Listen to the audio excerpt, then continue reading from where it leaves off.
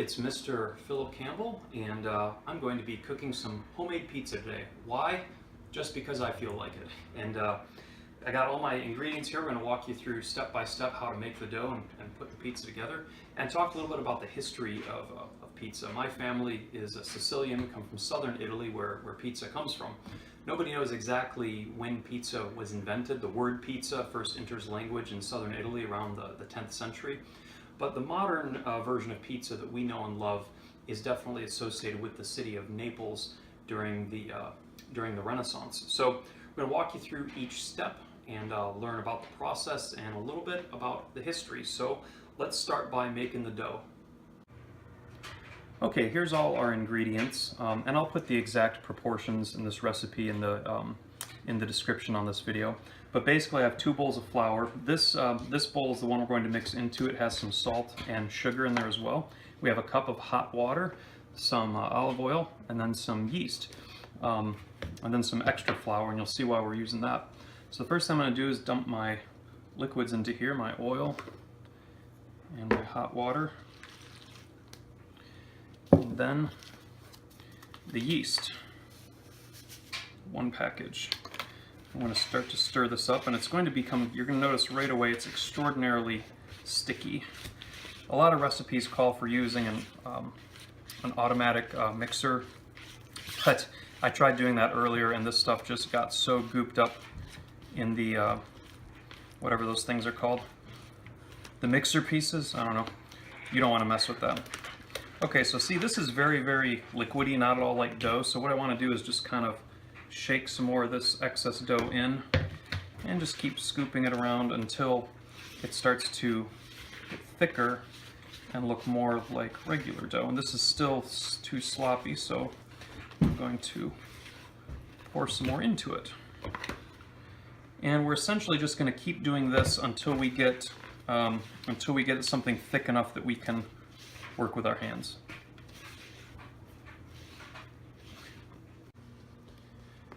Okay, so I've added pretty much all of my flour, and you can see now that this is starting to get to a place where I can work it with my hands. So I'm just going to spend some time getting a lot of the excess flour and stuff off the bowl and just working this with my hands.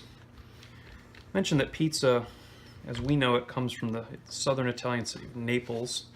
During the Renaissance, it was a flatbread with sauce and different toppings. It was served in the street. It was actually known as a poor person's food. So it wasn't something that your upper classes would have eaten. It didn't get really popular until much later, and there's a popular story that in around 1889, a Neapolitan pizza maker made a pizza in honor of Queen Margherita of Savoy.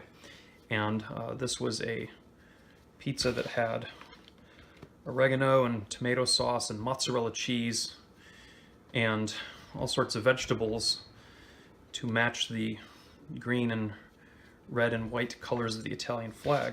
And that was known as the Pizza Margherita in honor of Margherita of Savoy. And this recipe was very popular, and I think we can trace 1889 to be the pivotal point in the mainstreaming of pizza. Okay, so this is pretty good. Now let's flop it down and start kneading this dough. Okay, now that I got this nice workable blob of dough in my hands, I'm going to knead the dough. Knead, N-E, no, not N-E, K, silent K, K-N-E-A-D. I got a bunch of flour down here on my work area, and I'm just going to flop this bad boy down here.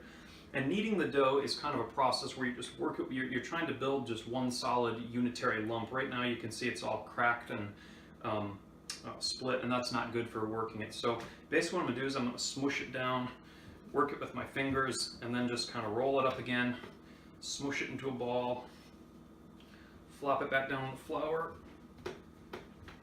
work it with my hands, try to press some of the air bubbles out, then I'm going to roll it up again, squeeze it, just compact it as much as you can. Punish it. Bad boy.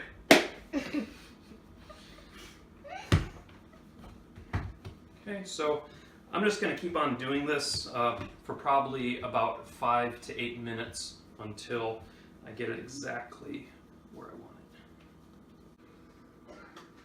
it. Alright, so I've been kneading this dough for probably about 8 minutes, and we can see it's nice and oh, well, there's a little flopper there, but that's no big deal. But we can see it's nice and solid. It's ready to be worked into a pizza crust, but it needs to sit for a little while. Here's one that I made earlier today.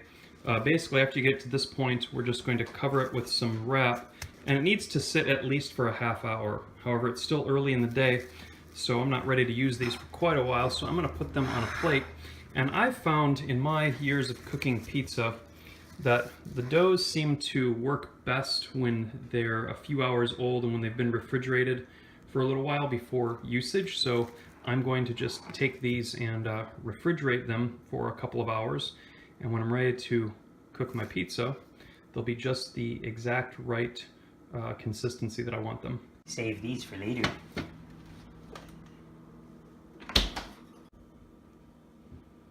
Okay, we're back. It's been about 2 hours. I've had this dough sitting in the fridge for a while, and it's nice and solid now. It's gotten a little bit bigger because of the yeast, and it's in perfect shape for us to form it into the crust. You want to make sure that you have a lot of flour on the working surface here. You need a lot of flour in order to spread the dough out. You need basically your whole table needs to be covered. So get this on here, and I'll show you how to turn it into a crust now. Okay, so I got my flour here, and now what you do is you put your hands in the center, kind of like a triangle, and you just kind of start to work it out like that. Work it out, and you start to push the dough towards the outside, forming the basis of the crust. You don't want to push too hard, though. You don't want to rip the dough. You want to make sure you have a lot of flour underneath and a lot of flour on the top like that. There we go. Looks like I might rip this if I'm not careful here. Just want to be very gentle. Oh, darn it. No problem. I can put that back together. It happens. Okay.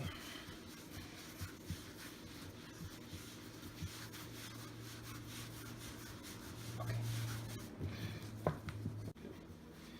All right, so now we got it basically in a circle. It's not quite big enough yet, so I'm going to put it on my fist like this. Whoa. Try to stretch it out a little bit.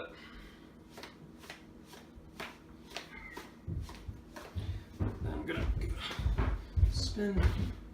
Just kind of put your knuckles under it, stretch it out, give it a spin. Okay, we got dough flying everywhere. And then if you need to, you can just put it down and work it out a bit more. And sometimes you have to do this quite a few times to get it the way you want it, but spinning is the traditional and best way to work the dough.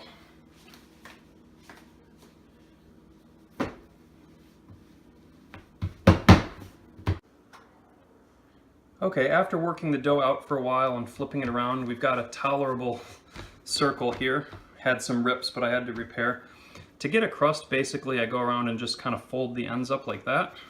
You can just use your thumbs and your fingers to make a crust. And now's the time for if you want to flavor your crust with anything. And what I have here is just melted butter, but it's heavily seasoned with garlic salt and garlic powder, so I like a buttery garlic crust. So now I'm just going to go like this. And this is going to actually bake into the crust when we bake the pizza. And when you get to this stage, you probably want to preheat the oven too. I cook my pizzas at around 400 degrees. So I've got the oven heated up. So I'm just going to do this for a while here.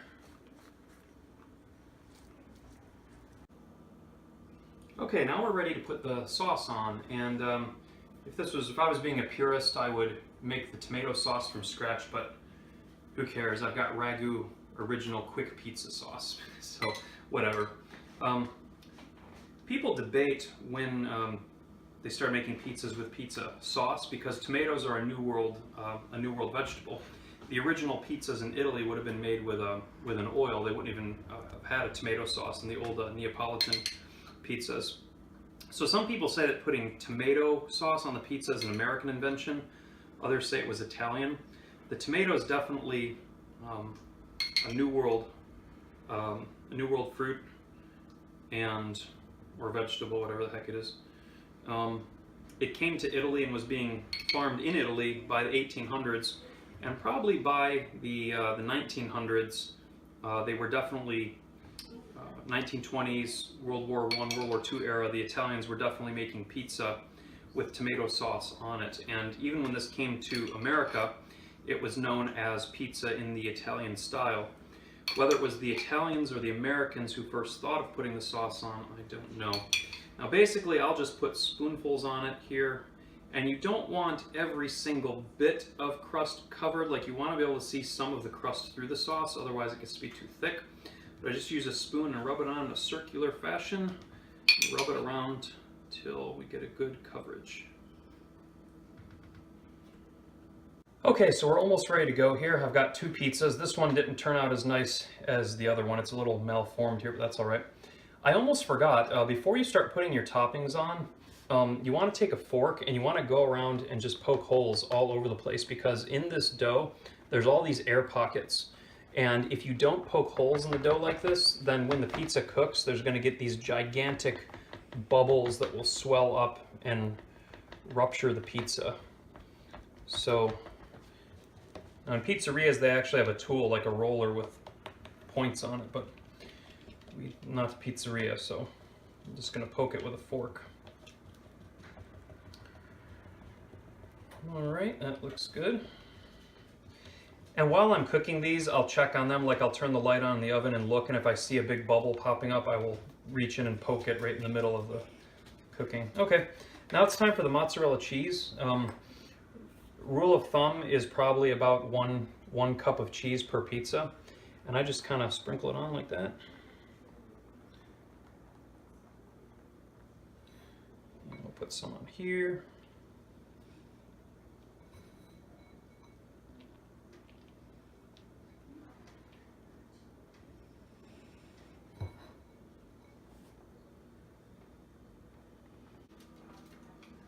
Okay, now we're ready for toppings, and I've got quite a few here. I've got some mushrooms, bacon, green peppers, ham, and pepperoni. I'm just going to start with America's favorite topping, which is pepperoni.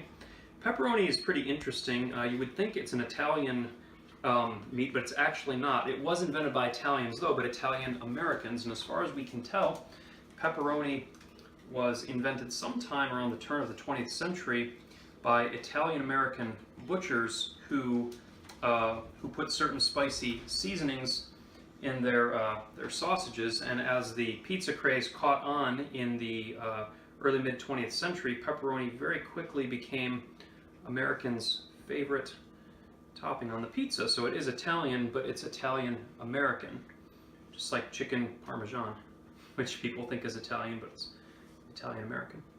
Okay, so I'm just going to take some time putting these toppings on, then we'll check back in right before it's time to cook. Well, we're all ready now. We got pepperoni, green pepper, and mushroom on this one, and ham and America's other favorite food, bacon, over here on this one. And I got my my oven preheated to 400, so now we're going to slide these bad boys in. And I don't know, I would cook these for about 10 minutes before I check them. And you definitely want to keep an eye on it, though. I would turn the light on. And just keep an eye if you see bubbles popping up, just open it and pop them with a fork. So anyhow, we'll check on them when they're done. Well, we're all set here. As you can see, we got 2 very nice looking pizzas here. I was wrong. I said 10 minutes at 400 degrees. I ended up keeping it in closer to 20. When you first start making homemade pizza, it's really difficult to get the crust exactly right. It usually ends up being too floury, too doughy at first, but I think I got these just where I want them. You want the cheese a nice brown color, and you want the crust to start to be brown and feel hard on the outside. So, but we're all set here. We got our plates ready. There's really only one more step.